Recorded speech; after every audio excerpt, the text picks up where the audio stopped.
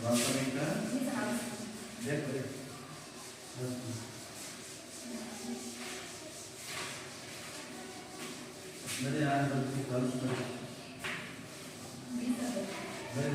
Video ಆಗ್ತಾ ಇಷ್ಟ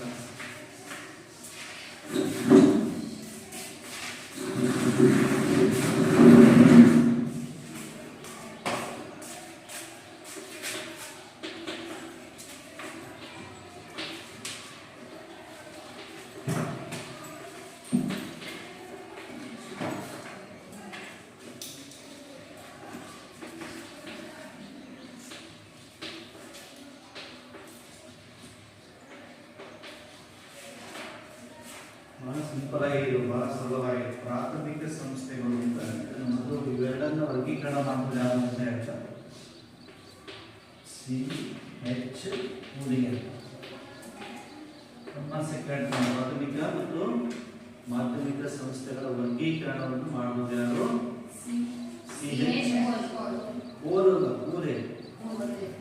ಕೊಲೆ ಅಲ್ಲ, ಕೊಲೆ ಮಾಡಕ್ಕೆ ತಯಾರಿಸಿದ್ರೆ ನೀವು ಮೂಲೆ ಅಲ್ಲ, ಮತ್ತೆ ಓ ಅಲ್ಲ, ಇದು ಕೂಗು ಗೋಗು ವ್ಯತ್ಯಾಸ ಇಲ್ವಾ? ಕೂದೆ ನೋಡಿ, ಇಲ್ಲಿ ಸಿಂಪಲ್ ಆಗಿ ತಿಳ್ಕೋಬೇಕು. ಪ್ರಾಥಮಿಕ ಅಂದ್ರೇನು? ಬಹಳ ನಮಗೆ ತುಂಬಾ ಹತ್ತಿರವಾಗಿರುವಂಥದ್ದು, ತುಂಬಾ ಬೇಕಾಗಿರುವಂಥ ಇನ್ಸ್ಟಿಟ್ಯೂಷನ್ ಸಂಸ್ಥೆ. ಇಂಗ್ಲಿಷ್ ಏನಂತಾರೆ? ಇನ್ಸ್ಟಿಟ್ಯೂಷನ್ಸ್ಗೆ ಸಂಸ್ಥೆಗೆ ಕನ್ನಡ ಪದ ಇನ್ಸ್ಟಿಟ್ಯೂಷನ್ ಅಂತೀವಿ. ನಮಗೆ ಅವನ್ನ ಬಿಟ್ಟು ನಾವು ಬದುಕಕ್ಕೆ ಆಗಲ್ಲ ಅಂತ ಸಂಸ್ಥೆಗಳೆಲ್ಲ ಪ್ರಾಥಮಿಕ ಸಂಸ್ಥೆಗಳು. ಇನ್ನು ನಮ್ಮ ಬೇಡಿಕೆಗಳನ್ನು ಈಡೇರಿಸ್ಕೊಳ್ಳೋಕೆ ಬೇಕಾಗಿರುವಂಥ ಸಂಸ್ಥೆಗಳಿದ್ದಾವೆ, ಆ ಬೇಡಿಕೆಗಳನ್ನು ಮಾಧ್ಯಮಿಕ ಸಂಸ್ಥೆಗಳು ಅಂತ ಕರಿತೀವಿ. ಈ ಪ್ರಾಥಮಿಕ ಸಂಸ್ಥೆಗಳು ಅಂದರೆ ಯಾವ ಎಕ್ಸಾಂಪಲ್? ಇವನ್ ಬಿಟ್ಟು ನಾವು ಹೊರಗಡೆ ಬದುಕಕ್ಕೆ ಆಗಲ್ಲ. ಯಾವ್ಯಾವುದು? ಕುಟುಂಬ ಬಿಟ್ಟು ಹೊರಗೆ ಆಗತ್ತ, ಧರ್ಮ ಆಗತ್ತ, ಗೆಳೆಯರ ಬಡ ನೆರೆ ಹೊರೆ.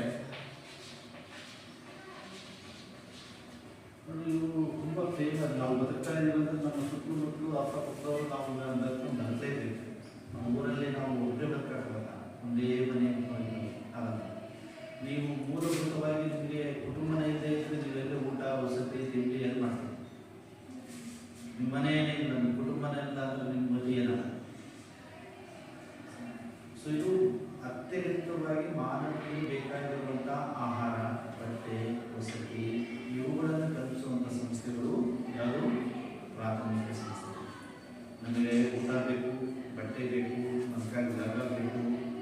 ಸೊ ನಮಗೆ ದೇವರು, ಧರ್ಮ ಇವುಗಳು ನಂಬಿಕೆಗಳಿದ್ದಾವೆ, ಅವುಗಳನ್ನು ಈಡೇರಿಸುವುದಕ್ಕೆ ಒಂದು ಚೌಕಟ್ಟು ಬೇಕು. ಅಂತಹ ಅಗತ್ಯವಾದಂಥ ಬೇಡಿಕೆಗಳನ್ನು ಈಡೇರಿಸುವಂಥ ಸಂಘಟನೆಗಳನ್ನು ನಾವು ಹೇಳ್ತೀವಿ ಪ್ರಾಥಮಿಕ ಸಂಸ್ಥೆಗಳು. ಅದಕ್ಕೆ ಒಂದು ಹೇಳ್ತಾನೆ ನಾವು ಇಲ್ಲಿ ಏನು ಹೇಳ್ತಾನೆ? ಯಾವ ಸಮೂಹದಲ್ಲಿ ವ್ಯಕ್ತಿಗಳ ನಡುವೆ ಅನೋನ್ಯ ಸಂಬಂಧಗಳನ್ನು ಏರ್ಪಟ್ಟಿದೆಯೋ ಅವೆಲ್ಲ ಪ್ರಾಥಮಿಕ ಸಂಸ್ಥೆಗಳು. ಯಾವ ಸಮೂಹದಲ್ಲಿ ವ್ಯಕ್ತಿಗಳ ನಡುವೆ ಅನೋನ್ಯ ಸಂಬಂಧ, ತುಂಬ ಹತ್ತಿರ ಸಂಬಂಧ ಯಾವ್ದು? ತುಂಬ ಹತ್ತಿರ ಸಂಬಂಧ ಅಂದರೆ ಯಾವ್ದು ಹೇಳ್ತಾರ? ನಿಮಗೆ ತುಂಬ ಹತ್ತಿರ ಸಂಬಂಧ ಯಾರು? ನಿಮ್ಮ ತಾಯಿ, ತಂದೆ, ಚಿಕ್ಕಪ್ಪ, ದೊಡ್ಡಪ್ಪ, ಮಾವ, ತುಂಬ ಹತ್ತಿರ ಸಂಬಂಧ, ಬ್ಲಡ್ ರಿಲೇಷನ್ಸ್. ನಿಮ್ಮ ನೆರೆಹೊರೆ, ನಿಮ್ಮ ಮನೆ ಮಕ್ಕಳು ತುಂಬ ಹತ್ತಿರ. ಏನಾದ್ರು ಆದಾಗ ನಿಮ್ಮ ಮನೆಗೆ ಬೇಕಿದ್ದರೆ ಅವ್ರು ಬಂದು ಒಡೆ ಬರ್ತಾರೆ, ಇಲ್ಲಿ ಬೆಡವರಾಗ್ತಾರೆ, ಫಸ್ಟ್ ನೀರು ಹಾಕ್ತಾರೆ. ಯಾಕಂದ್ರೆ ಪಕ್ಕ ನಿಮ್ಮ ಮನೆಗೆ ಏನಾದ್ರು ಸಾವಾದಾಗ, ಅವ್ರ ಮನೆಗೆ ಏನಾದ್ರು ಸಾವಾದಾಗ ಸ್ಪಂದಿಸ್ತಿರಲ್ಲ. ತುಂಬ ಹತ್ತಿರ, ಭಾಳ ಹತ್ತಿರ ಸಂಬಂಧ. ನಿಮ್ಮ ಫ್ರೆಂಡ್ಶಿಪ್, ನಿಮಗೆ ಎಲ್ಲರೂ ಫ್ರೆಂಡ್ಶಿಪ್ ತುಂಬ ಹತ್ತಿರ. ಅದರಲ್ಲಿ ಯಾರು ಇಬ್ಬರು ಭಾಳ ಆತ್ಮೀಯ ಇರ್ತಾರೆ. ಈಗ ನೀವೆಲ್ಲರೂ ತುಂಬ ಫ್ರೆಂಡ್ಶಿಪ್ ಇದೆ, ಅದರಲ್ಲೂ ತುಂಬ ಒಳ್ಳೆಯ ಹತ್ತಿರ ಸ್ನೇಹಿತರು ಒಬ್ಬರು ಇಬ್ಬರು ಇರ್ತಾರೆ, ಎಲ್ಲರೂ ಆಗಕ್ಕೆ ಚಾನ್ಸ್ ಇದೆ. ಇದು ತುಂಬ ಆತ್ಮೀಯತೆ, ಹತ್ತಿರದ ಸಂಬಂಧ ಏನಿರ್ತೈತೆ ಅಂಥ ಸಮೂಹಗಳನ್ನು ನಾವೇನು ಕರಿತೀವಿ? ಇದು ಮಾಧ್ಯಮಿಕ ಸಮೂಹಗಳಂದ್ರೆ ಏನು? ಬೇಡಿಕೆಗಳ ಈಡೇರಿಕೆಗಾಗಿ ನಾವು ಯಾವುದೋ ಒಂದು ಬೇಡಿಕೆ ಇದೆ, ಆ ಬೇಡಿಕೆಗಳನ್ನು ಈಡೇರಿಸಿಕೊಳ್ಳೋದಕ್ಕೋಸ್ಕರ ನಾವು ಆ ಸಮೂಹದಲ್ಲಿ ಸೇರ್ತೀವಿ. ಅಲ್ಲಿ ಆತ್ಮೀಯತೆ, ಭಾವನಾತ್ಮಕತೆ, ಬ್ಲಡ್ ರಿಲೇಷನ್ ಇರೋಲ್ಲ. ಅಲ್ಲಿ ಬರೀ ವ್ಯವಹಾರಿಕ, ನಮ್ಮ ಗುರಿ ಮುಖೋದಕ್ಕೆ, ನಮ್ಮ ಬೇಡಿಕೆ ಈಡೇರಿಸಿಕೊಳ್ಳೋದಕ್ಕೆ ಮಾತ್ರ ಆ ಸಮೂಹ ಇದೆ. ಇದು ಶಾಲೆ, ಇದು ಹಾಗಾದ ಪ್ರಾಥಮಿಕ ಮಾಧ್ಯಮಿಕ. ಈ ಶಾಲೆಯಲ್ಲಿ ನೀವು ಇದ್ದೀರಿ, ಇದೊಂದು ಸಮೂಹ. ಈ ಸಮೂಹದೊಳಗೆ ನೀವು ಇಲ್ಲಿರೋ ಸಂಬಂಧ ಇದೆಯೋ ಬೇರೆ ಸಂಬಂಧ ಇದೆಯೋ? ಇಲ್ಲಿ ನನಗೆ ಮಾವ ಅಂತೀರ, ದೊಡ್ಡಪ್ಪ ಅಂತೀರ, ಚಿಕ್ಕಪ್ಪ ಅಂತೀರ, ಇಲ್ಲ. ಇಲ್ಲಿರೋ ಸಂಬಂಧ ಏನು? ಶಿಕ್ಷಕರು, ವಿದ್ಯಾರ್ಥಿಗಳು, ಶಾಲೆ ಸಿಬ್ಬಂದಿಗಳು. ಇದು ವ್ಯವಹಾರಿಕ. ಯಾಕೆಂದ್ರೆ ಇಲ್ಲಿ ಶಾಲೆಯಲ್ಲಿ ಓದ್ತಿರೋ ವಿದ್ಯಾರ್ಥಿಗಳು, ವಿದ್ಯಾರ್ಥಿ ಶಿಕ್ಷಕರ ಸಂಬಂಧ ಇದೆ. ಇಲ್ಲಿ ಯಾಕೆ ಮಾಡಬೇಕು? ಓದಕ್ಕೆ, ಶಿಕ್ಷಣವನ್ನು ಪಡ್ಕೊಳ್ಳೋಕ್ಕೆ, ಈ ಬೇಡಿಕೆಯನ್ನು ಪಡ್ಕೊಂಡು ಮುಂದೋಗಕ್ಕೆ. ಇದು ಮಾಧ್ಯಮಿಕ. ಇದು ಈ ಹತ್ತಿರದ ಸಂಬಂಧ ಇಲ್ಲ. 2 ವರ್ಷ ಓದ್ತೀರಿ, ಬಿಟ್ಟು ನಿಮ್ಮ ಪಾಸ್ ಆಗ್ತೀರಿ, ಬೇರೆ ಬೇರೆ ಹೋಗ್ತೀರಿ. ಒಂದು ರಾಜಕೀಯ ಪಕ್ಷಕ್ಕೆ ಸೇರ್ಕೊಂತೀರಿ. ಯಾಕೆ ಸೇರ್ಕೊಂಡು ರಾಜಕೀಯ ಪಕ್ಷಕ್ಕೆ ಯಾಕೆ ಸೇರ್ಕೊಂತಾರೆ? ರಾಜಕೀಯ ಯಾಕೆ ಹೋಗ್ತಾರೆ? ಜನಸೇವೆ ಅದರ ಹಿಂದೆ ಇರಬೇಕು. ಜನಸೇವೆ ಮಾಡೋಕ್ಕೆ ಏನು ಬೇಕು? ರಾಜಕೀಯಕ್ಕೆ ಹೋಗ್ಬೇಕು. ಜನಸೇವೆ ಮಾಡೋಕ್ಕೆ ಹಂಗೆ ಮಾಡ್ಬೋದಲ್ಲ. ಸೇವೆ ಮಾಡೋಕ್ಕೆ ರಾಜಕೀಯಕ್ಕೆ ಯಾಕೆ ಹೋಗ್ಬೇಕು? MLA ಯಾಕೆ ಹೋಗ್ಬೇಕು? ಮಿನಿಸ್ಟರ್ ಯಾಕೆ ಆಗ್ಬೇಕು? ಸೇವೆ ಯಾಕೆ ಆಗ್ಬೇಕು? ಅಲ್ಲಿ ಅಧಿಕಾರ ಇದೆ.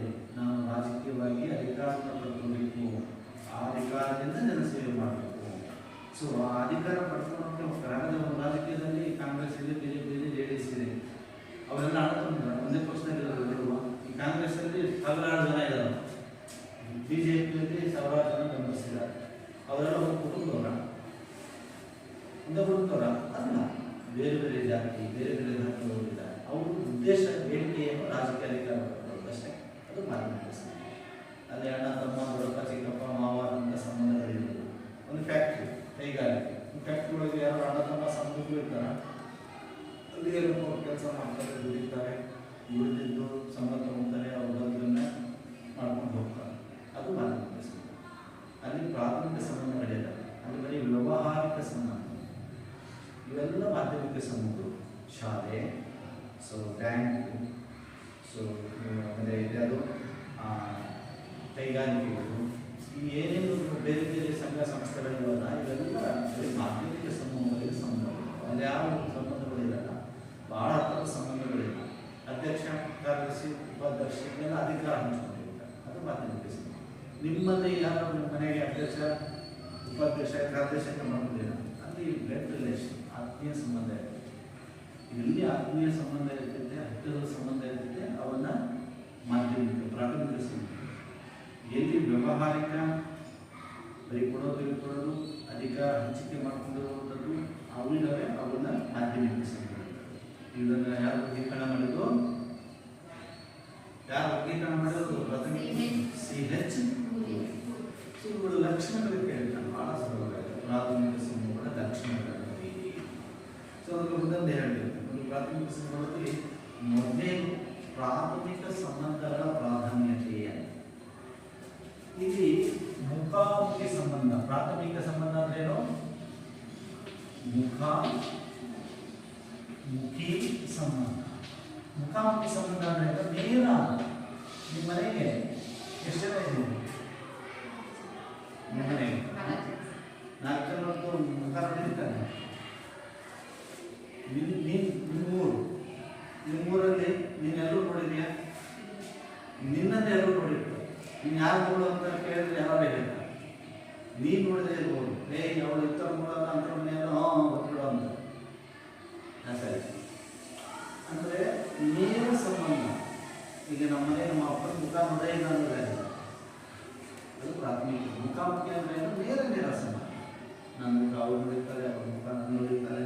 ನನ್ನ ನೋವಿಗೆ, ನನ್ನ ಕಷ್ಟಕ್ಕೆ ಅವ್ರು ಆಗ್ತಾರೆ, ಅವ್ರ ನೋವಿಗೆ, ಅವ್ರ ಕಷ್ಟಕ್ಕೆ ನಾನು ಆಗ್ತೀನಿ. ಇದು ಮುಖಾಮುಖಿ. ನಿಮ್ಮ ತಾಯಿಗೆ ಏನಾಗುತ್ತೆ, ಮುಸ್ಲಿಂ ಕೂತ್ಕೊಂಡಿಲ್ಲ. ನಿಮ್ಮ ತಂದೆಗೆ ಏನಾದರೆ ಮುಸ್ಲಿಂ ಹೇಳ್ತಾರೆ, ಏನೋ ಬಿದ್ದು, ಏನೋ ಆಗೋದು, ತಕ್ಷಣ ಸ್ಪಂದಿಸ್ತೀವಿ. ಸೊ ಇದು ಮುಖಾಮುಖಿ ಸಂಬಂಧ, ಪ್ರಾಥಮಿಕ ಸಂಬಂಧ. ಹತ್ತಿರದ ಸಂಬಂಧ, ಬಹಳ ಹತ್ತಿರ. ಇದನ್ನು ಪ್ರಾಥಮಿಕ ಸಂಬಂಧ. ಮಾಧ್ಯಮಿಕ ಸಂಬಂಧಗಳಲ್ಲಿ ಈಗ ರಾಜಕೀಯ ಪಕ್ಷದಲ್ಲಿ BJPಯಲ್ಲಿ 3ರಲ್ಲಿ ಯಾರೋ ಗೆದ್ದಿದ್ದಾನೆ. ಅವನಿಗೆ BJPಯಲ್ಲಿರೋ ಕರ್ನಾಟಕದಲ್ಲಿ 2 ಪರಿಚಯ, 2 ಮುಖ ನೋಡಿದಾನ. ಅಲ್ಲಿ ಪ್ರಾಥಮಿಕವಾಗಿ ಎಲ್ಲರ ಮುಖ ಪರಿಚಯ ಇರೋದು. ಯಾವುದೋ ಜಿಲ್ಲೆಯವರು ಅಧ್ಯಕ್ಷ ಇರ್ತಾನೆ, ಯಾವುದೋ ಜಿಲ್ಲೆಯವರು ಕಾರ್ಯಕರ್ತ ಇರ್ತಾನೆ, ಅವನ್ನೆಲ್ಲರೂ ನೋಡೋಕ್ಕಾಗಲ್ಲ. ಅಲ್ಲಿ ನೋಡೋಕ್ಕಾಗಲ್ಲ. ಬೃಹತ್ತಾಗಿರುತ್ತೆ. ಅಲ್ಲಿ ಪ್ರಾಥಮಿಕವಾದ ಮುಖಾಮುಖಿ ನೇರ ಸಂಬಂಧಗಳು ಇರೋಲ್ಲ. ಇಲ್ಲಿ ಮಾಧ್ಯಮಿಕ ಸಂಬಂಧ. ಸೊ ಇನ್ನೊಂದೇನು ಹೇಳಬೇಕು, ನಾವು ಗಾತ್ರದಲ್ಲಿ ಹೇಳಬೇಕು. ಇದು ಸೈಜ್. ಯಾವುದು ದೊಡ್ಡ, ಯಾವುದು ಇದು ದೊಡ್ಡ. ನಿಮ್ಮ ಮನೆ ಒಂದು ಕುಟುಂಬ ಎಷ್ಟಿದೆ ಜನಸಂಖ್ಯೆ? ನಿಮ್ಮ ಮನೆಗೆ ಎಷ್ಟಿದೆ? ಎಷ್ಟಿರೋದು ಮನೆಗೆ? 10 ಮನೆ ಜನಸಂಖ್ಯೆ ಎಷ್ಟು? ಕುಟುಂಬ 8 ಇರ್ಬೋದು. ನಿಮ್ಮ ಮನೆ 10 ಇದ್ದಾರೆ. ನಿಮ್ಮ ಮನೆ ಗೀತಾನ ಏನು ಹೆಸರು? 5 ಜನ. ಎಲ್ಲರ ಮನೆ ನೋಡಿ 6 ಜನ, 7 ಜನ, 10 ಜನ, 8 ಜನ, 9 ಜನ. ಆ ಥರ ನೋಡಿ ಎಷ್ಟು ಚಿಕ್ಕದಾಗಿರ್ತವೆ. ಎಲ್ಲಿ ಚಿಕ್ಕದಾಗಿರ್ತವೆ ಅಲ್ಲಿ ತುಂಬ ಹತ್ತಿರ ಸಂಬಂಧ ಇದೆ. ಭಾಳ ದೊಡ್ಡದಿದ್ದಾಗ ಅಲ್ಲಿ ಸಂಬಂಧಗಳು ಹತ್ತಿರವಾಗಿರಲ್ಲ. ರಾಜಕೀಯ ಪಕ್ಷ ಎಷ್ಟು ಜನ ಇದೆ? BJP. ಒಂದು ಫ್ಯಾಕ್ಟ್ರಿ ಒಳಗೆ ಎಷ್ಟು ಜನ ಇದೆ? ಒಂದು ಶಾಲೆ ಒಳಗೆ, ಕಾಲೇಜ್ ಒಳಗೆ ಎಷ್ಟು ಜನ ಇದೆ? ಇದರಲ್ಲಿ ಗಾತ್ರದಲ್ಲಿ ದೊಡ್ಡದು. ಇಲ್ಲಿ ಗಾತ್ರದಲ್ಲಿ ದೊಡ್ಡದಾದಾಗ ಅದು ಎಲ್ಲರೂ ಪರಿಚಯ ಇರಲ್ಲ. 5,000 ಜನ ಒಂದು ಫ್ಯಾಕ್ಟ್ರಿ ಒಳಗಿದ್ದಾರೆ ಅಂದರೆ 5,000 ಜನ ಒಂದು ಫ್ಯಾಕ್ಟ್ರಿ ಒಳಗೆ ಕೆಲಸ ಮಾಡ್ತಾರೆ. ಎಲ್ಲರಿಗೂ ಪರಿಚಯ ಇರಲ್ಲ. ಅವ್ರು ಒಂದು ಕೆಲಸ ಮಾಡ್ಕೊಂಡು ಅವ್ರು ಸಿಗ್ತಾ ಇರ್ತಾರೆ. ಸೊ ಯಾರೋ ಒಂದು ಕಾಲೇಜುಗಳು ಈಗ ಒಂದು ದೊಡ್ಡದು ಆದಂಥ ಒಂದು ಸಮೂಹದಲ್ಲಿ ಅದರ ಸೈಡ್ ನೋಡಿ ಎಲ್ಲರೂ ಕೂಡ ಈ ಮಾಧ್ಯಮಿಕ ಸಮೂಹಗಳು ಭಾರತದಲ್ಲಿ ಎಲ್ಲ ದೊಡ್ಡದೇ. 6 ಜನ 7 ಜನರಿಂದ ಒಂದು ಫ್ಯಾಕ್ಟ್ರಿ ಮಾಡೋಕ್ಕಾಗಲ್ಲ. ಒಂದು ರಾಜಕೀಯ ಪಕ್ಷ ಅಂದರೆ 10 ಜನ ಸೇರ್ಕೊಂಡು ಒಂದು ವರ್ಷ ಕಟ್ಟಕ್ಕಾಗಲ್ಲ. ಅವೆಲ್ಲ ದೊಡ್ಡದು. ಇವು ಗಾತ್ರದಲ್ಲಿ ಚಿಕ್ಕದಾಗಿರ್ತವೆ. ತುಂಬ ಹತ್ತಿರದ ಸಂಬಂಧ ಫ್ರೆಂಡ್ಸ್ ಅಂದರೆ ಎಷ್ಟು ಜನ ಇರ್ಬೋದು? ಭಾಳ ಕ್ಲೋಸ್ ಫ್ರೆಂಡ್ ಇದೆ. ನಿನಗೆ ಎಷ್ಟು ಜನ ಇದೆ? ತುಂಬ ಕ್ಲೋಸ್ ಫ್ರೆಂಡ್. ಭಾರತೀಯ ನಿನಗೆ ಎಷ್ಟು ಜನ ಇದೆ? ತುಂಬ ಕ್ಲೋಸ್ ಫ್ರೆಂಡ್. ಹೇಳು, ನಿನಗೆ ತುಂಬ ಕ್ಲೋಸ್ ಫ್ರೆಂಡ್ ಅನ್ನೋದು ಯಾರೆಷ್ಟು ಜನ ಇದೆ? ಒಬ್ಬರಿಂದ ನಾನು ಹಂಗೆ ಊರಲ್ಲಿ ನನ್ನ ಮನೆ ಅಕ್ಕಪಕ್ಕ ನಿಮ್ಮ ನಿಮ್ಗೆ ಓದ್ತಿರೋರು ಅಥವಾ ಬರೀರೋರು ತುಂಬ ಕ್ಲೋಸ್ ಫ್ರೆಂಡ್ ಇದ್ದವರು ಎಷ್ಟು ಚೆನ್ನಾಗಿದೆ. ಇದ್ದವರು ಇರೋರು ಒಬ್ಬರಿಲ್ಲ. ನಿನಗೆ ಇಬ್ಬರು, ನಿನಗೆ 5 ಜನ ಕ್ಲೋಸ್ ಫ್ರೆಂಡ್ ಇದೆ. ತುಂಬ ಹತ್ರ. ನಿನಗೆ ನೋಡ್ರಿ ಅದಷ್ಟೇ. ತುಂಬ ಹತ್ತಿರದಲ್ಲಿ ಭಾಳ ಇರೋದು. ನನಗೆ ಕಾಲೇಜಲ್ಲಿ ಇರೋರೆಲ್ಲ ಕ್ಲೋಸ್ ಅಂದರೆ ಅದು ನಂಬಕ್ಕಾಗಲ್ಲ. ಆಗಕ್ಕೆ ಚಾನ್ಸ್ ಇದೆ. ಹಾಗಾಗಿ ಯಾರೋ ಸೊ ಹಾಗಾಗಿ ಪ್ರಾಥಮಿಕ ಸಮೂಹಗಳ ಭಾಗ ಸಣ್ಣದಾಗಿರೋದ್ರಿಂದ ಎಲ್ಲ ಈಗ ನಿಮ್ಮ ಮನೆಯಲ್ಲಿ 5-6 ಜನ ನೋಡ್ತಾನೆ, ಅಕ್ಕ, ತಮ್ಮ, ಅಣ್ಣ, ತಾಯಿ, ತಂದೆ, ತಾಯಿ. ಇದರಲ್ಲಿ ನಿಮ್ಗೆ ಯಾರು ಕ್ಲೋಸ್ ಅಂದರೆ ಇರೋದೇ 5 ಜನ. ನಾವು ನಮ್ಮ ಮನೆಯಲ್ಲಿ ನಾವು ಸಂಬಂಧಿಸರು. ನನಗೆ ಅಪ್ಪ ಶ್ರೇಷ್ಠ, ಅಮ್ಮ ಶ್ರೇಷ್ಠ, ತಮ್ಮ ಶ್ರೇಷ್ಠ, ತಂಗಿ ಶ್ರೇಷ್ಠ ಅಂತ ಹೇಳೋದ್ರಿಂದ ಅಲ್ಲಿ ಗಾತ್ರದಲ್ಲಿ ಕಡಿಮೆ ಇರೋದ್ರಿಂದ ಆತ್ಮೀಯತೆ ಹೆಚ್ಚಿರುತ್ತೆ. ಗಾತ್ರ ಸೈಜ್ ಎಷ್ಟು ದೊಡ್ಡ ಆಗ್ತಾ ಹೋಗುತ್ತೋ ಅಲ್ಲಿ ಸಂಬಂಧಗಳು ಸ್ವಲ್ಪ ಕಡಿಮೆ ಆಗ್ತಾ ಹೋಗ್ತವೆ, ಪರಿಚಯ. ಸೊ ಇದನ್ನು ಹೇಳ್ತೀನಿ. ನೆಕ್ಸ್ಟ್ ಶಾಶ್ವತ ಅಂತ ಯಾವುದು ಶಾಶ್ವತ, ಯಾವುದು ಅಶಾಶ್ವತ ಅಂತ. ಶಾಶ್ವತವಾಗಿ ಇರೋದು ಯಾವುದು ಹೇಳಿ. ನೋಡಿ, ಕುಟುಂಬ, ಧರ್ಮ, ಬೆಳೆ ಇವೆಲ್ಲ ಶಾಶ್ವತವಾಗಿರುತ್ತೆ. ನಾನು ಸತ್ಬೋದು, ನಿಮ್ಮ ಮನೆಗೆ ಯಾರೋ ಒಬ್ಬರು ಸಾಯ್ಬೋದು, ಕುಟುಂಬ ಸಾಯ್ತಾ? ಕುಟುಂಬ ಹಾಗೆ ಹೋಗುತ್ತೆ. ನಿಮ್ಮ ಅಜ್ಜ ಇದ್ದ, ನಿಮ್ಮ ಅಪ್ಪ ಬಂದರು, ನೀವು ನಾಳೆ ಮದುವೆಯಾಗಿ ನೀವು ಹೋಗ್ತೀರಿ, ನಿಮ್ಮ ಮಕ್ಕಳು ಬರ್ತಾರೆ, ನಿಮ್ಮ ಮೊಮ್ಮಕ್ಕಳು ಬರ್ತಾರೆ. ಅದು ನಿಮ್ಮ ಕುಟುಂಬ ತಲಾಂತರವಾಗಿ ಹಾಗೇ ಉಳ್ಕೊಂಡು ಹೋಗ್ತಾರೆ. ಯಾವುದೋ ಒಂದು ಫ್ಯಾಕ್ಟ್ರಿ, ಯಾವುದೋ ಒಂದು ಶಾಲೆ ಮುಗಿಸಿದ್ರೆ ಅದು ಹೋದ, ಯಾವುದೋ ಒಂದು ರಾಜಕೀಯ ಪಕ್ಷ ಇರ್ಬೋದು, ನಾಳೆ ಅದು ಬೇರೆ ಪಕ್ಷಕ್ಕೆ ಸೇರ್ಕೋಬೋದು ಅಥವಾ ಪಕ್ಷನೇ ಹಾಳಾಗ್ಬೋದು. ಅವೆಲ್ಲ ಶಾಶ್ವತವಾಗಿ ಹೆಚ್ಚು ಕಡಿಮೆ ಎಲ್ಲ ಇರೋದು ಪ್ರಾಥಮಿಕ ಸಂಸ್ಥೆ. ಭಾಳ ದಿನ ಇರ್ತಾವೆ. ನಾವು ಸತ್ರು ಕೂಡ ನಮ್ಮ ನಂತರದಲ್ಲೂ ಕೂಡ ಇರ್ತಾರೆ. ಅದು ಮಾಧ್ಯಮಿಕ ಸಂಸ್ಥೆಗಳು ಶಾಶ್ವತ ಸ್ವರೂಪವನ್ನೇ ಪಡ್ಕೊಂಡಿದ್ದಾರೆ. ಅವು ಇರ್ತಾರೆ, ನಾಳೆ ಹೋಗ್ತಾ ಇರ್ತಾರೆ. ಅದನ್ನು ನಿಲ್ಕೋತಾರೆ. ಶಾಶ್ವತ ಅಂದರೆ ಏನಪ್ಪ ಬರುವುದು ಅಂತಂದು. ನೆಕ್ಸ್ಟ್ ಭೌತಿಕ ಸಾಮೀಪ್ಯ ಅಂದರೆ ತುಂಬ ಹತ್ತಿರವಾಗಿರೋದು. ಎಲ್ಲಿರ್ತಾರೆ? ಭೌತಿಕ ಸಾಮೀಪ್ಯ ಅಂತ ಹೇಳ್ತಾರೆ.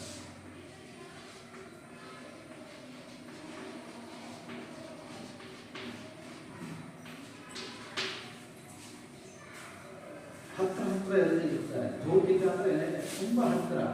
ಯಾವ ಸಮೂಹದಲ್ಲಿ ಇರ್ತಾರೆ?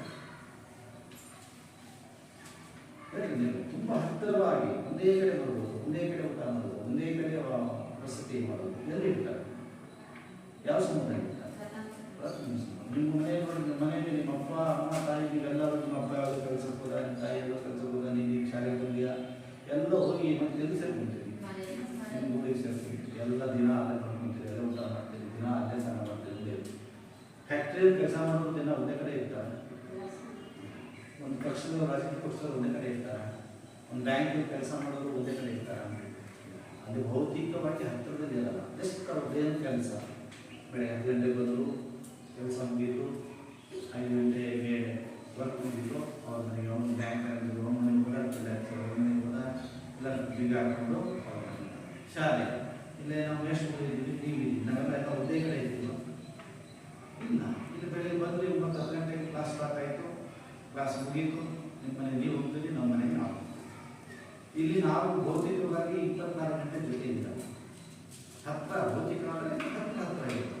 ಹತ್ತಿರ ಯಾವಾಗ ಇರೋದಾದರೂ ಪ್ರಾಥಮಿಕ ಶಾಲೆ ಇಲ್ಲಿ ಇದೇ ಇರಲಿ, ರಜಾ ಇರಲಿ. ಮನೆ ಅಂದರೆ ಏನಪ್ಪ ಅಂದರೆ ನಾವು 24 ಗಂಟೆ ಹೆಚ್ಚಿನ ಸಮಯ ಎಲ್ಲಿ ಬೆಳಿತೀವಿ, ನಾವು ನಮ್ಮ ತಂದೆ ತಾಯಿ ಕುಟುಂಬ, ಅದನ್ನು ಅಲ್ಲಿ ನಾವು ಭೌತಿಕವಾಗಿ ಹತ್ತಿರ ಇರ್ತೀವಿ ಅಂದರೆ ಈ ಭೌತಿಕ ಸಾಮೀಪ್ಯ ಪ್ರಾಥಮಿಕ ಸಮೂಹಗಳಲ್ಲಿ ಹೆಚ್ಚಿಗೆ ಇರುತ್ತೆ. ಮಾಧ್ಯಮಿಕ ಸಮೂಹಗಳಲ್ಲಿ ಭೌತಿಕ ಸಾಮೀಪ್ಯದ ಕೊರತೆ ಇರುತ್ತೆ. ಯಾಕಂದರೆ ಎಲ್ಲ ಸದಸ್ಯರು ಒಂದೇ ಕಡೆ ವಾಸ ಮಾಡೋಕ್ಕಾಗಲ್ಲ, ಇರೋಕ್ಕೂ ಆಗಲ್ಲ. ರಾಜಕೀಯ ಪಕ್ಷ ಲಕ್ಷ ಕಾರ್ಯಕರ್ತರಿಲ್ಲ, ಅಷ್ಟು ಜನ ಒಂದೇ ಕಡೆ ವಾಸ. ಯಾರೋ ಒಂದು ಸಮಾವೇಶ ಮಾಡಬೇಕಾದ್ರೆ ಒಂದು ಜನ ಸೇರ್ತಾರೆ, ಸಮಾವೇಶ ಮಾಡ್ತಾರೆ, ಚಿತ್ರಾನ್ನ ಪುಳಿಯೋಗರೆ ತಿಂತಾರೆ, ಅವ್ರ ಪಡೆಯವರು ರಾಜಕಾರಣಿಗಳು ಬಂದಾಗ ನೋಡ್ತಿದ್ವಿ, ಯಾವ ಬೇರೆ ಲಿಸ್ಟ್ ಬಂದಾಗ ಅವ್ರು ಕಾರ್ಯಕರ್ತರು ಸೇರ್ತಾರೆ. ಅವ್ನು ಬಂದು ಹೋದಾಗಲ್ಲ ಯಾರು ಅವ್ರ ಮನೆಗೆ ಇದು ಭೌತಿಕ ಸಾಮೀಪ್ಯದ ಕೊರತೆ ಮಾಧ್ಯಮಿಕ ಸಮೂಹಗಳಲ್ಲಿ. ಆದರೆ ಪ್ರಾಥಮಿಕ ಸಮೂಹಗಳಲ್ಲಿ ಇದು ಸಮಸ್ಯೆ ಇಲ್ಲ. ಅದನ್ನು ಹೇಳ್ತಾರೆ ಹಿನ್ನೆಲೆ ಅಂತ ಹೇಳ್ತೀವಿ, ಸಮಾನ ಹಿನ್ನೆಲೆ. ನೋಡಿ, ಇದರಲ್ಲಿ ಕುಟುಂಬ ಹಿನ್ನೆಲೆ ಏನು? ಸದಸ್ಯರ ಹಿನ್ನೆಲೆ.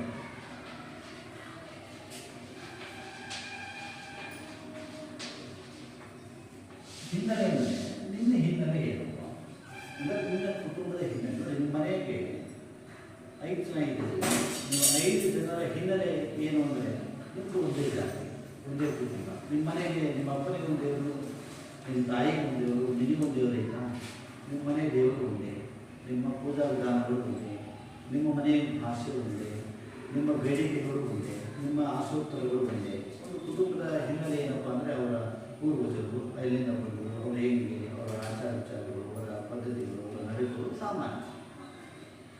ಫ್ಯಾಕ್ಟ್ರಿಯಲ್ಲಿ ಕೆಲಸ ಮಾಡೋ ಹಿನ್ನೆಲೆ ಎಲ್ಲ ಒಂದೇ ಇರ್ತಾವ, ಎಲ್ಲ ಒಂದೇ ಜಾತಿ ಇಲ್ಲ, ಎಲ್ಲ ಒಂದೇ ಧರ್ಮ ಇಲ್ಲ, ಎಲ್ಲ ಒಂದೇ ಆಹಾರ ಪದ್ಧತಿಯವರ. ನಿಮ್ಮ ಮನೆಗೆ ಮಾಂಸಾಹಾರಿಗಳು ಸಸ್ಯಾಹಾರಿಗಳು. ನಿಮ್ಮ ಮನೆಗೆ ಈಗ ಮನೆಗೆ ಒಂದು ಹಿನ್ನೆಲೆ ಇರುತ್ತೆ, ನಿಮ್ಮ ಮಾಂಸಾಹಾರಿ ಅಂದರೆ ಮಾಂಸಾಹಾರಿಗಳು.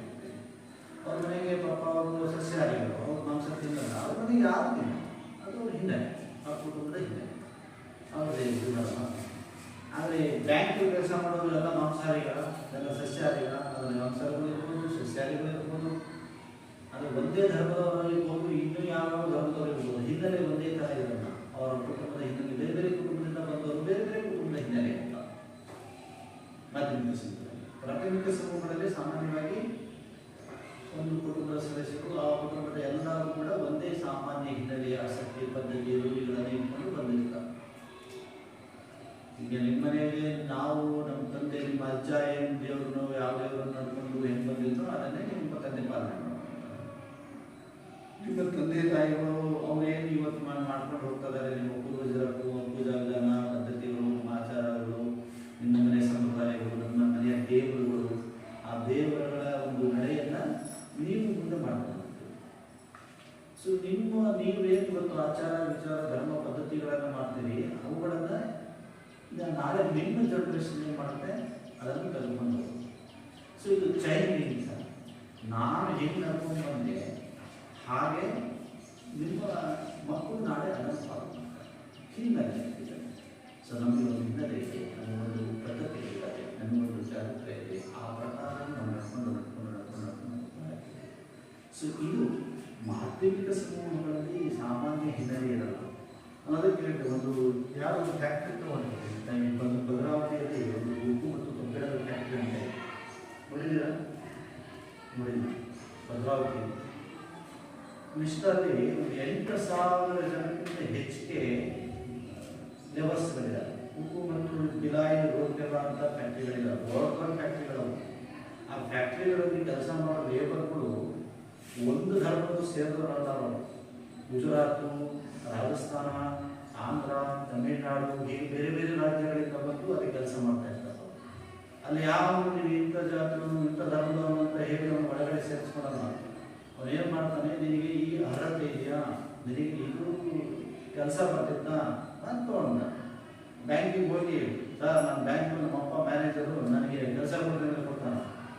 ನಿನಗೆ ಬ್ಯಾಂಕಿಗೆ ಕೆಲಸ ಮಾಡಿದ್ರೆ ಅಕೌಂಟ್ಸ್ ನೀನು ಓದಿರಬೇಕು, ಬಿಕಾಮ್ ಮಾಡಿರಬೇಕು, ನಿನಗೆ ತರಬೇತಿ ಇರಬೇಕು, ನಿನಗೆ ಕಂಪ್ಯೂಟರ್ ನಾಲೆಡ್ಜ್ ಇರಬೇಕು. ಅವೆಲ್ಲ ಇದ್ದರೆ ಏನಾಗುತ್ತೆ, ನಿನಗೆ ಕೆಲಸ ಕೊಡ್ತಾರೆ. ಏನೂ ಇಲ್ಲ ಅಂದಾಗ ನಾನು ಸರಿ ಮಿನಿಸ್ಟ್ರ್ ಮಗ ನನಗೆ ಮಿನಿಸ್ಟ್ರ್ ಕೊಟ್ಟಿರೋದು ಕೂಡ ಬರ್ತಿದ್ದ ಕೊಡೋಣ. ಅವನ ಅರ್ಹತೆಯನ್ನು ರಾಜಕೀಯ ನಾಯಕತ್ವವನ್ನು ಪಡ್ಕೊಬೇಕಾಗುತ್ತೆ.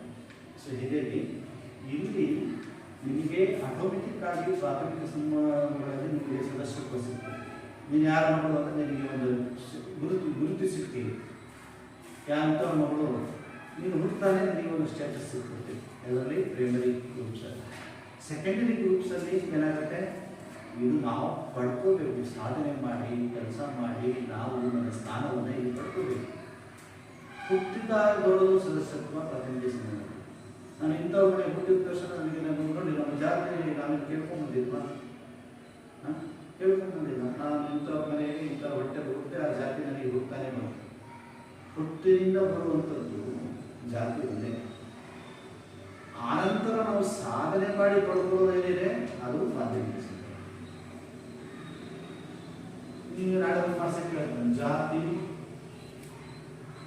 ನಂತರ ಸಾಧಿತವೇ ಅಥವಾ ನಿರ್ಧರಿತವೇ, ಹುಟ್ಟಿನಿಂದ ಬರುವುದೇ ಅಥವಾ ಇದರಿಂದ ಬರುವುದೇ? ನಾವು ಏನು ಹೇಳ್ತೀವಿ, ಜಾತಿ ಹುಟ್ಟಿನಿಂದ ಬರುವುದು.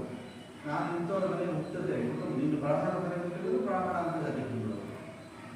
ಜಾತಿ ಅಂದರೆ ಅದೇ ಉದ್ಯೋಗ ವೃತ್ತಿ ನಮ್ಮ ಸ್ಟೇಟಸ್ ಏನಿದೆ ಅದು ನಾವು ಸಾಧನೆ ಮಾಡ್ಕೊಂಡಿದ್ದೀವಿ. ನಾವು ಯಾವಾಗ ಸಾಧನೆ ಮಾಡ್ಕೊಂಡಿದ್ದೀವಿ ಆ ಸಾಧಿತವಾದಂತಹ ಸಂಸ್ಥೆಗಳಲ್ಲಿ ನಾವು ಪಾಲ್ಗೊಳ್ಳಿ ಅವನ್ನ ನಿಷ್ಠೆ. ಸೊ ಇಲ್ಲಿ ವ್ಯತ್ಯಾಸ ಕೇಳ್ತಾನೆ. ವ್ಯತ್ಯಾಸ ಕೇಳಿದ್ರೆ ಹೀಗೆ ಬೆಳಿಬೇಕು, ಭಾಳ ಸಿಂಪಲ್. ನನಗೆ ಏನು ಹೇಳಿದೆ, ಪ್ರಾಥಮಿಕ ಅಂದರೆ ಏನು, ನಾವು ಭಾಳ ಹತ್ತಿರವಾದ ಸಂಬಂಧಗಳನ್ನು ಇಟ್ಕೊಂಡಿರುವಂಥದ್ದು. ಇವರಿಗೆ ಅದನ್ನು ಮಾಧ್ಯಮಿಕ ಅಂದರೆ ಮಾಧ್ಯಮಿಕ ಸಂಬಂಧ, ಪ್ರಾಥಮಿಕ ಪ್ರಾಥಮಿಕ ಸಮಸ್ಯೆಗಳು. ಇಲ್ಲಿ ಉದಾಹರಣೆ ಕೊಡ್ತಾನೆ. ಯಾವ್ಯಾವ ಕೊಡ್ತಿದ್ದೆ ಇವರಿಗೆ ಮಾಧ್ಯಮಿಕ ಸಮೂಹಗಳಿಗೆ ಹೇಳಿ ನಾನು ಹೇಳಿದೆ. ಒಂದು ಶಾಲೆ, ನೆಕ್ಸ್ಟ್ ಬ್ಯಾಂಕ್, ಕೈಗಾರಿಕೆ, ಶಾಲೆ, ಬ್ಯಾಂಕು, ಕೈಗಾರಿಕೆ, ರಾಜಕೀಯ ಪಕ್ಷಗಳು, ಆಮೇಲೆ ಸೈನ್ಯ. ಸೈನ್ಯ ಬಿಟ್ಟು ನೋಡಿದ್ದೀರ, ಮಿಲಿಟರಿಯಲ್ಲಿ ಪಾಪ ನೋಡಿ ಯಾವ್ಯಾವ ಭಾಗದಲ್ಲಿ ಯಾವ್ಯಾವ ರಾಜ್ಯದ ಯಾವ್ಯಾವ ದೇಶದ ಈ ದೇಶದ ಯುವಕರು ಬಗ್ಗೆ ಅದು ಮಿಲಿಟರಿ ಸೇವೆ ಮಾಡ್ತಾರೆ.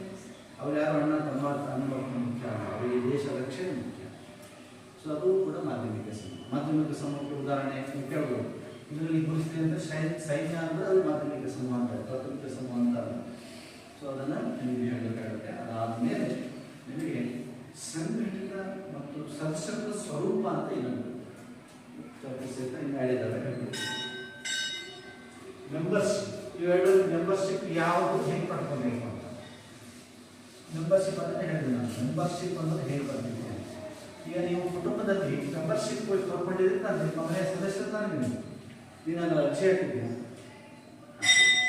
ಈಗ ನಾನು ಈ ಮನೆಯಲ್ಲಿ ಹುಟ್ಟು ಬರಬೇಕು ಅಂತ ನಾವು ಅರ್ಜಿ ಹಾಕಿಲ್ವಾ, ಇದರ ಸದಸ್ಯತ್ವ ಏನಿದೆ ತಾನಾಗೆ ಬರುವುದು. ನಿಮ್ಮ ಕುಟುಂಬದ ಜಾತಿಯ ಧರ್ಮದ ಸದಸ್ಯತ್ವ ತಾನಾಗೆ ಬಂದಿದೆ. ನಾವು ಹಿಂದೂಗಳು ಅಂತ ನಾವು ಹುಟ್ಟಿದ್ದು ಆ ಕಾರಣಕ್ಕೆ ಬಂದಿದೆ. ಇಲ್ಲಿ ಶಾಲೆ,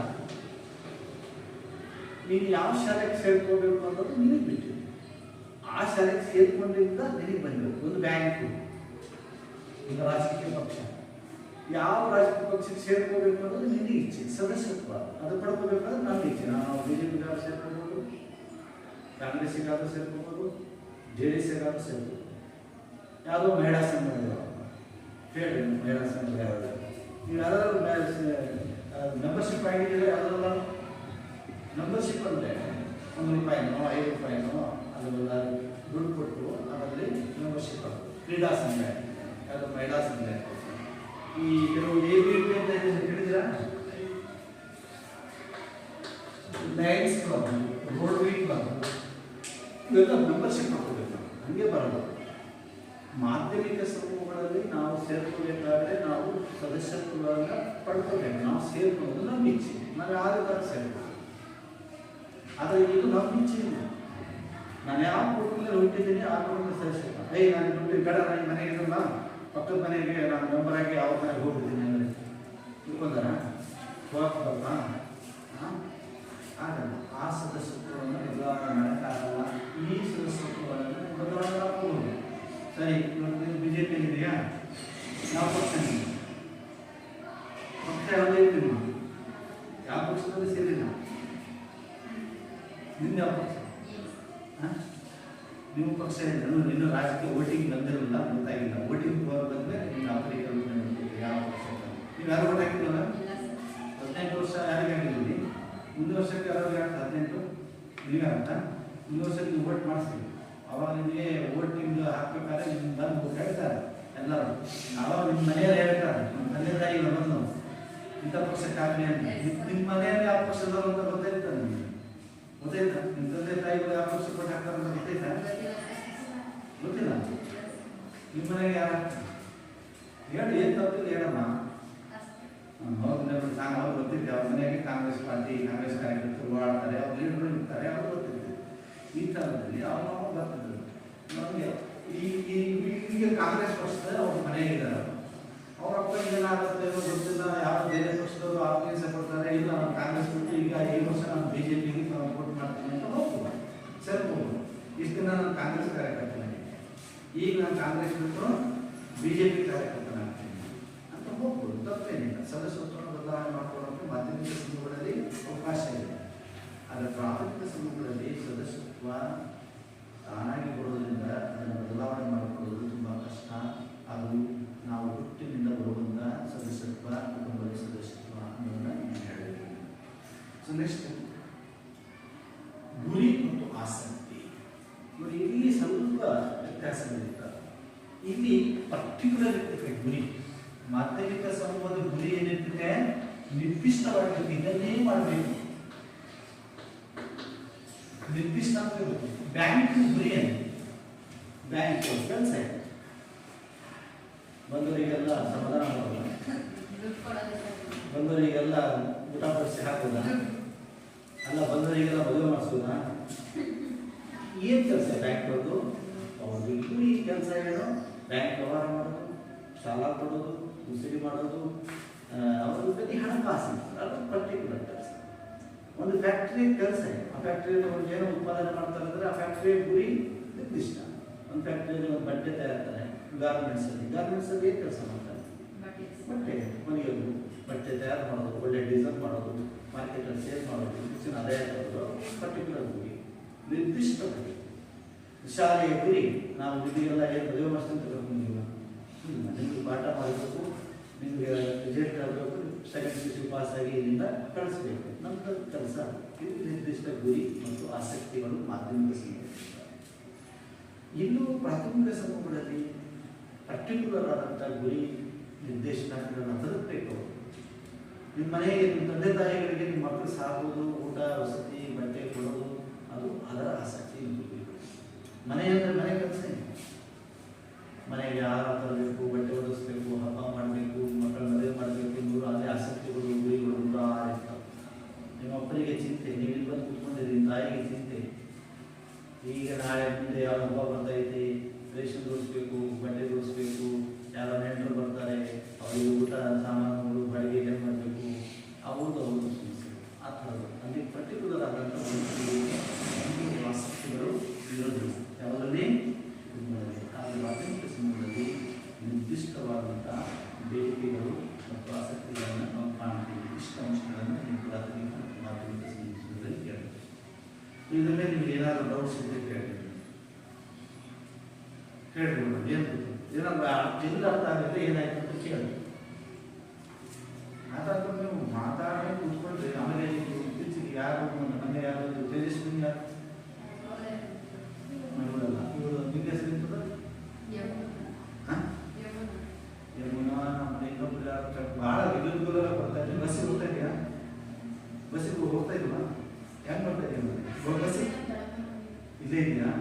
ಸರಿ, ಯಾವ ತಪ್ಪಿಸ್ಕೋಬೇಡಿ, ಕಂಟಿನ್ಯೂ ಬನ್ನಿ, ಕೆಟ್ಟ ಹೊಡ್ಬೇಡಿ ಮತ್ತೆ ಮತ್ತೆ. ತುಂಬ ಜನ ಇದೆ, ತುಂಬ ರಿವಿಷನ್ ದಿನ ಇರಬೇಕು ಅರ್ಥ ಇದೆ. ಏನು ಇದ್ರ ಮೇಲೆ ಏನಾದರೂ ಡೌಟ್ಸ್ ಇದೆ? ಟೆಸ್ಟ್ ಇಲ್ಲಿ ಬರ್ತಿದ್ದು ನಾಳೆ 10ನೇ ತಾರೀಕಿಂದ ಟೆಸ್ಟ್ ಐತೆ. ನೆಕ್ಸ್ಟ್ ಮಂತು ನೋಟ್ಸ್ ಎಲ್ಲರೂ ಕಂಪಲ್ಸರಿ ಅಪ್ಡೇಟ್ ಮಾಡಿರಬೇಕು. ಅಪ್ಡೇಟ್ ಮಾಡಿದ್ಮೇಲೆ ನೋಡಿದ್ರೆ ಅದನ್ನು ಸೈನ್ ಮಾಡಿಸ್ಕೊಡ್ಬೇಕು. ಡೈಲಿ ಮಾಡ್ಬೋದು. ಇದನ್ನು ಇಷ್ಟು ಹೇಳಿದ್ರ ಮೇಲೆ ಏನಾದ್ರು ಡೌಟ್ಸ್ ಇದ್ದರೆ ಕೇಳಿ.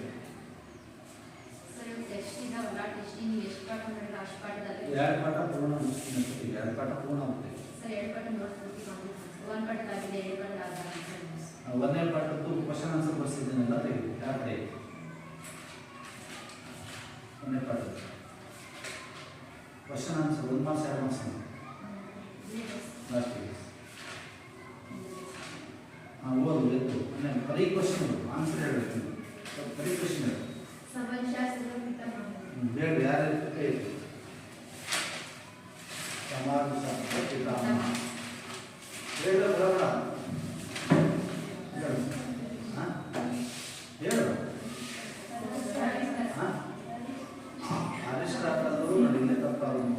ಇತಿಹಾಸದ ಪಿತಾಮಹ, ಸಮಾಜಶಾಸ್ತ್ರದ ಪಿತಾಮಹ. ನಾನು ಫಸ್ಟಿಗೆ ಹೇಳಿದ್ದು ನೆನಪಿಲ್ಲ, ಒಂದೇ ಲೆಕ್ಕದಲ್ಲಿ ಸಮಾಜಶಾಸ್ತ್ರದ ಪಿತಾಮಹ ಯಾರು? ನೆನಪಿರಲಿ ಫಸ್ಟ್ ಆಗಸ್ಟ್ ಕ್ರಾಂತಿ. ಇಲ್ಲಿ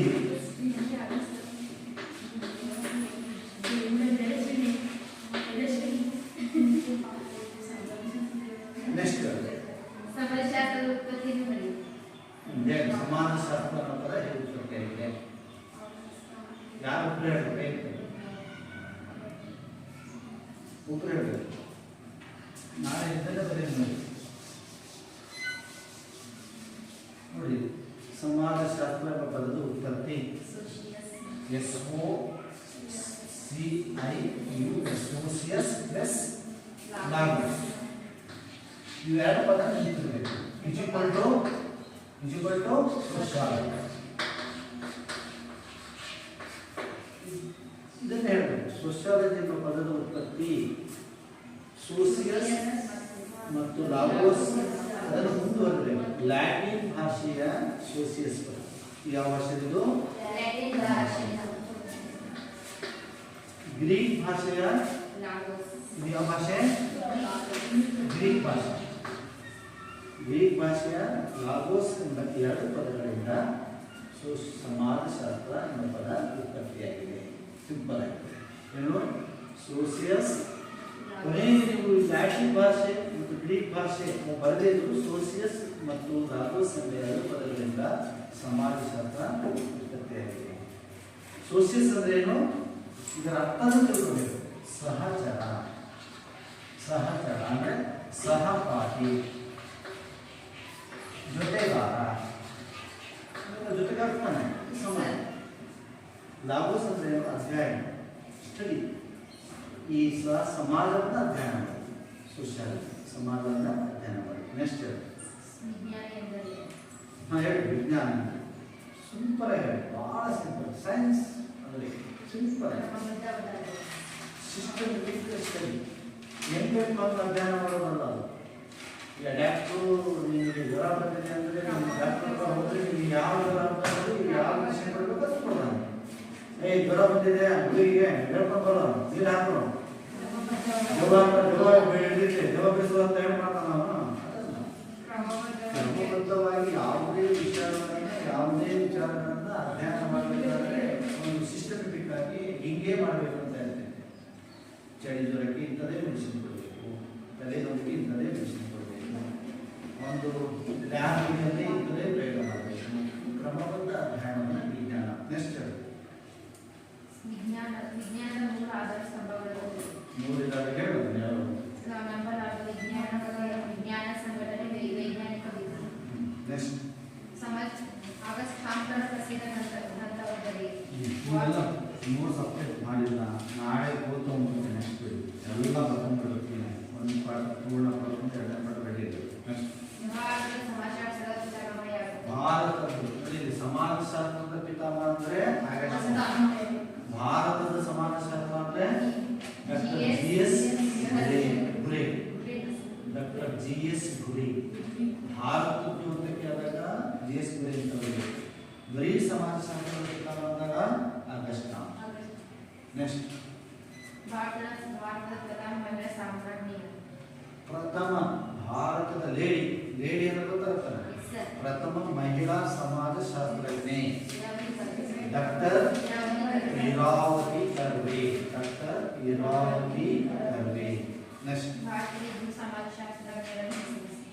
ಭಾರತದ ಇಬ್ಬರು ಸಮಾಜಶಾಸ್ತ್ರಜ್ಞರು. ಇಬ್ಬರು 4 ಜನ ಬರೆಸಿದ್ದೀನಿ ನಾನು. Yes, sir. ಆ 4ರಲ್ಲಿ ಇಬ್ಬರು ಹೆಸರಿದ್ದಾರೆ. ಯಾರಿದ್ದಾರೆ? Doctor N Srinivas, doctor GS. ಮತ್ತೆ ಯಾರು ದೇಸಾಯಿ ಇದ್ದಾರೆ, ಡಾಕ್ಟರ್ ಇರಾವತಿ ಕರ್ವೆ ಇದ್ದಾರೆ. 4ರಲ್ಲಿ 2 ಮಾರ್ಕ್ಸ್ ಇರ್ತಾನೆ. ಯಾರು ಬರೋದ್ರೆ ಆಯ್ತು 4ರಲ್ಲಿ. ನೆಕ್ಸ್ಟ್ ಇಬ್ಬರು ಪಾಶ್ಚಾತ್ಯ ಸಮಾಜಶಾಸ್ತ್ರ. 4 ಜನ ಇದ್ದಾರಪ್ಪ ಹೊರದೇಶದವರು. 4ರಲ್ಲಿ August Comte, Max Weber, Herbert Spencer, Karl Marx. 4ರಲ್ಲಿ ಯಾವ್ದಾದ್ರು 2. ನೆಕ್ಸ್ಟ್ ಸಮಾಜಶಾಸ್ತ್ರದ ದ್ವಿತೀಯ ಸ್ಥಾಪಿತ ಯಾರು? ಹೇಳಿ. 2ನೇ Herbert Spencer. Herbert Spencer. Next ಆಯ್ತು ಸರ್, ಇಷ್ಟೇ ಬಸ್. ಇಷ್ಟ ಆಯ್ತಾ? ಅಷ್ಟೇ ಪ್ರಶ್ನೆ ಮ್ಯೂಟ್ ಇಟ್ಕೊ. Yes sir. ನೆಕ್ಸ್ಟ್ ಕೂತ್ಕೊಳ್ರಿ.